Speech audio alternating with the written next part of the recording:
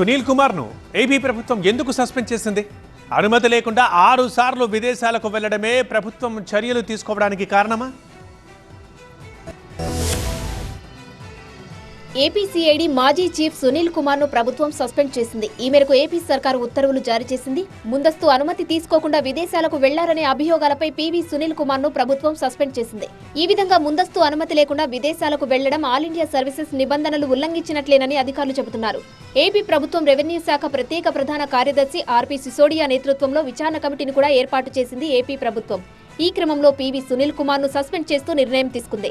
ప్రభుత్వ ఉత్తర్వుల ప్రకారం పీవీ సునీల్ కుమార్ అనుమతి లేకుండా 6 సార్లు విదేశాలకు వెళ్లారని, ఇవి ప్రోటోకాల్ ఉల్లంఘన కిందకు వస్తాయని అధికారులు చెబుతున్నారు.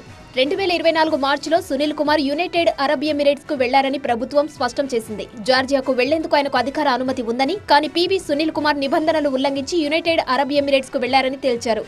2023 సెప్టెంబర్లో ప్రభుత్వం నుంచి ముందస్తు అనుమతి లేకుండానే స్వీడన్ వెళ్లారని, 2023 ఫిబ్రవరిలో సరైన అనుమతి లేకుండా అమెరికాలో నెల రోజుల పాటు ఉన్నారని తెలిపింది.